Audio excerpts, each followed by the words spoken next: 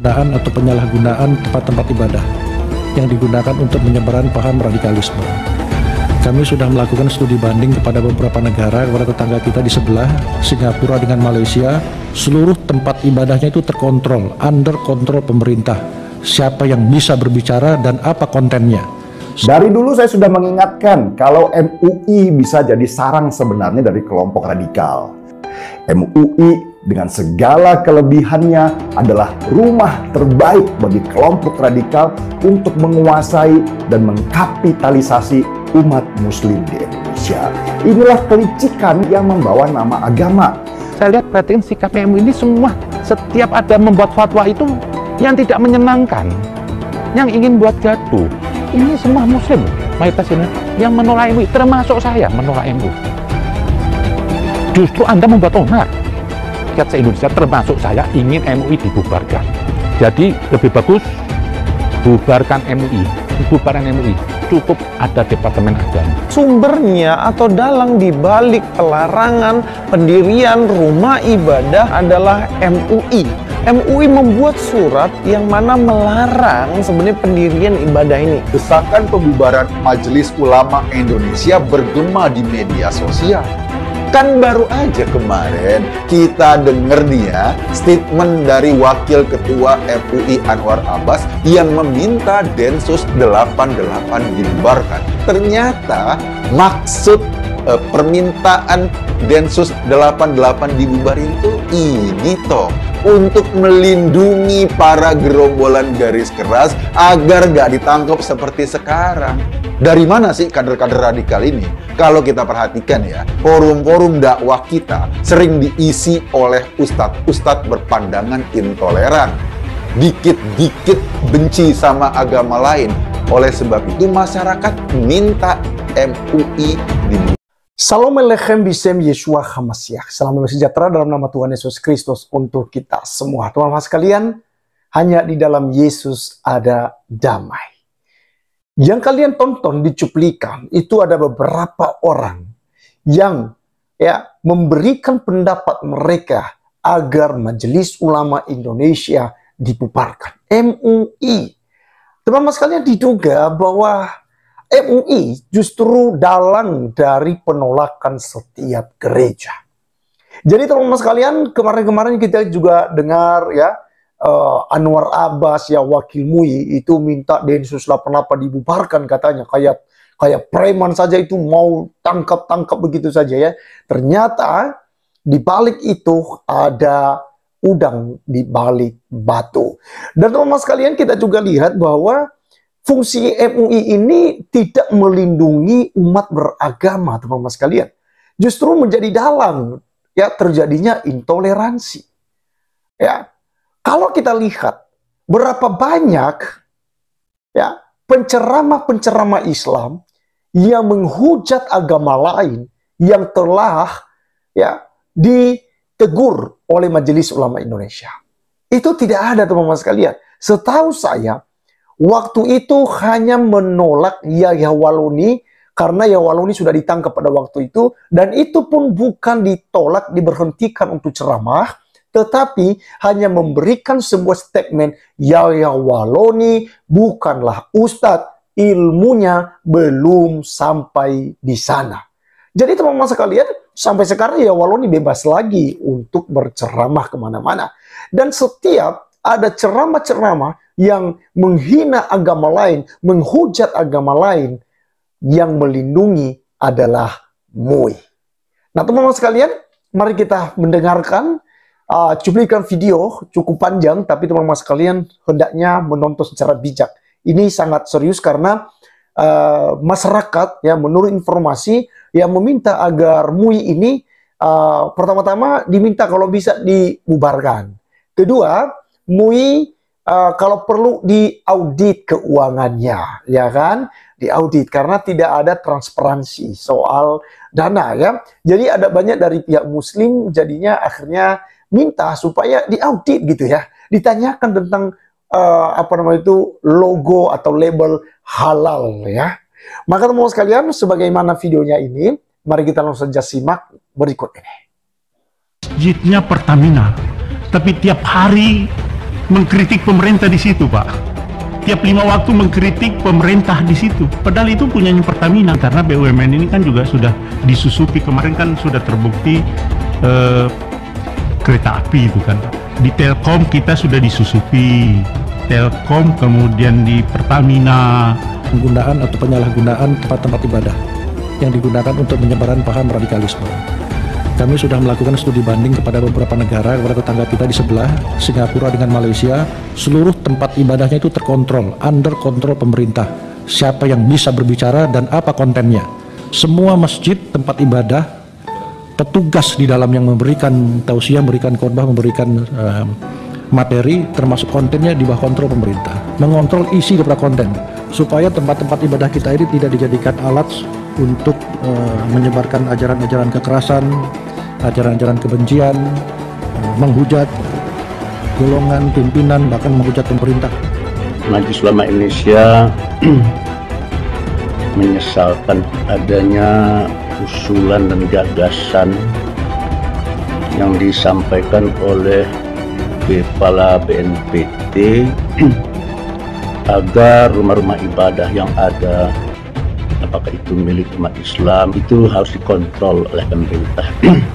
Bahwa ketika ditanya berkenaan dengan bagaimana masjid ini biar lebih tertib dan tidak melakukan kritik bahkan mungkin radikalisme, nah kalau saya sampaikan bahwa pemerintah tidak bisa dan tidak boleh untuk mengontrol rumah ibadah. Kalau bicara kontrol, saya pikir siapapun tidak setuju. Kami menentang keras. Sampai negara yang bukan kewenangannya di bidang keagamaan menentukan kebenaran agama itu kan kewenangan negara. Itu tidak bisa disamakan dengan Malaysia, dengan Brunei, dengan Arab Saudi, nggak bisa disamakan. Karena agama nilai-nilainya yang mengontrol pemerintah, jangan dibalik. Dari dulu saya sudah mengingatkan kalau MUI bisa jadi sarang sebenarnya dari kelompok radikal. MUI dengan segala kelebihannya adalah rumah terbaik bagi kelompok radikal untuk menguasai dan mengkapitalisasi umat muslim di Indonesia. Inilah kelicikan yang membawa nama agama. Setiap tahun ada saja kontroversi yang mereka keluarkan yang tidak membawa kesejukan dalam bernegara. Saya sendiri nggak tahu gunanya MUI itu apa. Ngeri memang MUI ini. Dengan label ulama, mereka menguasai penuh fatwa untuk umat. Sakit mah, minum Milanta. Milanta, cepat singkat sakit mah. Islam di Indonesia. Selain itu, selama bertahun-tahun mereka menguasai sertifikat halal di Indonesia dengan konsumen jutaan produk dan dananya tidak teraudit. Halo para elit MUI. Jangan kira kalian bisa berlindung di balik label ulama. MUI pada dasarnya adalah sebuah LSM. Walaupun tidak memiliki otoritas yang resmi, sayangnya MUI kelihatan abai dalam hal menjaga keharmonisan hubungan antar umat atau antar aliran. Sering terdengar berbagai bentuk penolakan dan kekerasan dilakukan terhadap hak beribadah umat Kristen. Walaupun bukan sebuah lembaga negara atau otoritas resmi, MUI ini adalah lembaga yang didengar pendapatnya oleh umat Islam.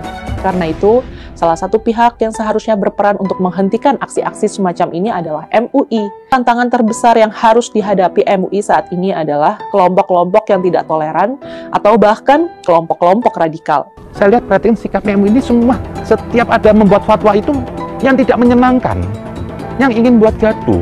Sepertinya Anda nih bermusuhan sekali dengan yang namanya non-muslim. Itu seperti Anda memandang selain Islam itu kafir. Ini lembaga apa ini MUI ini lama-lama saya lihat? Apa sih MUI? MUI itu bukan apa-apa buat negara ini.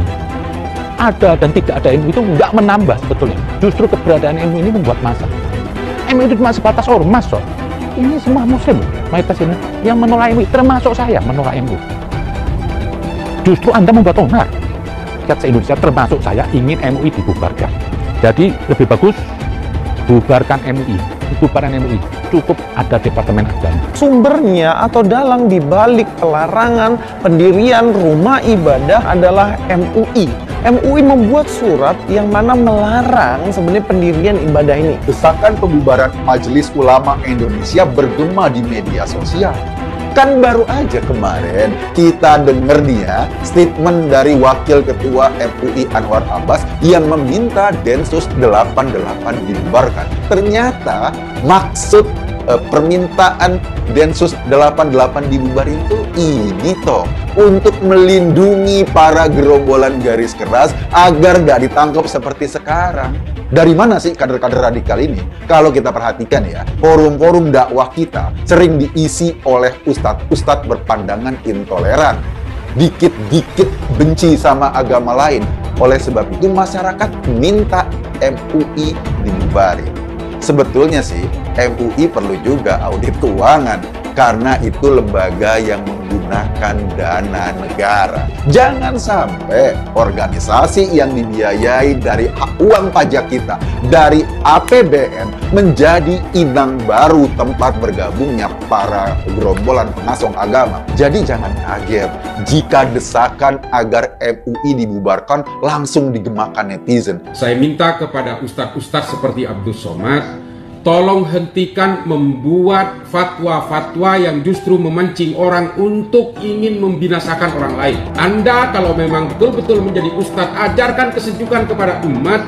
Jangan giring umat kepada aksi-aksi untuk melakukan kekerasan atas nama agama.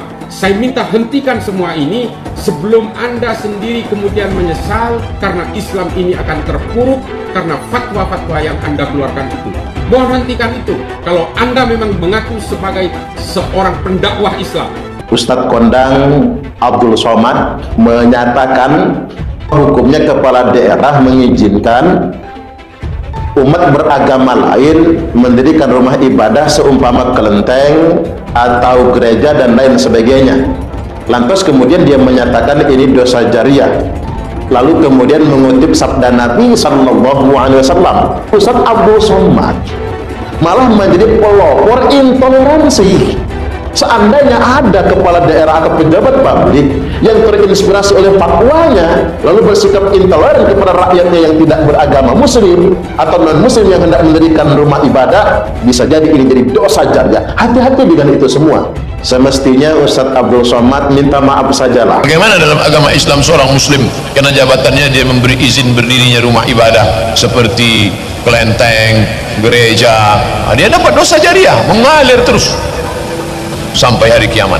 Setiap berbunyi teng teng habis di belangkung malaikat, teng kelompang, teng kelompang, teng kelompang, teng kelompang. Rasakanlah itu, rasakan. Abdul Somad dan dari NUI juga memandang ini bukan penistaan agama, ya. Singgung, apakah perlu saya minta maaf? Udah ya. Nah, ajaran saya. Ustadz Abdul Somad, kalau mau diperkarain, perkarain. Kalau mau dilaporin, laporin. Kita ngomong begitu sah-sah saja, nggak ada salahnya. Allah yang bilang kok. Pancasila Soekarno, ketuhanan ada di pantat. Anak Tuhan dari mana? Kalau Yesus anak Tuhan, bidangnya siapa?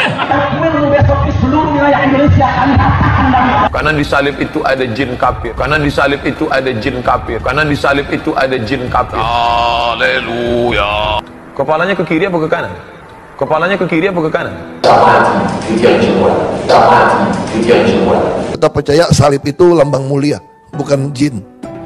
Kok ketawa? Aku nggak nyindir siapa. Pagi ini kita lagi ngopi sama ngeteh di sebuah kafe, namanya Taman Ngopi di Binjai, tapi rasanya mirip kafe di Polres ya Ina. Soalnya banyak polisi di belakang. Jadi ceritanya selama beberapa bulan ini ya Pak Rudi ini warga, umat yang bersama dengan umat-umat lainnya melakukan ibadah doa dengan menyewa ruangan di atas kafe. Tapi ternyata ibadahnya itu yang harusnya mencari kedamaian, hati tentram, tenang, ternyata harus selalu dikawal polisi kayak begini karena sewaktu-waktu bisa didatangi, diintimidasi oleh warga yang tidak suka ada orang yang beribadah di sini dan menuntut harus ada izin untuk beribadah. Begitu ya Pak Rudi? Ada izin untuk melakukan satu ibadah walaupun di kafe ya kita bilang ya. Setahu saya selaku warga Indonesia kan kebebasan beribadah itu ada di dalam undang-undang konstitusi. Dan juga setahu saya kafe apabila menyewakan lantai ruang atasnya untuk orang melakukan event apapun itu tidak perlu meminta izin, bebas melakukan segala event yang apakah itu ibadah. Dan secara pribadi saya bersama teman saya juga adalah pemilik kafe di sini, juga nggak bisa melarang orang yang menyewa saya, Pak nggak boleh ibadah ya, nggak bisa. Jadi saya tidak ada hak untuk melarang orang untuk melakukan ibadah. Tadi yang Sis Grace katakan hak konstitusional, artinya semua warga Indonesia harus memiliki kebebasan, kemerdekaan untuk melakukan ibadah sesuai dengan kepercayaan masing-masing selama tidak mengganggu ketertiban umum, tidak mengganggu tetangga-tetangganya. Nah, makanya saya tadi tanya ke Pak Rudi, kalau hal itu tidak mengganggu, mungkin kita bisa bertanya kepada yang protes, apa alasan sebetulnya?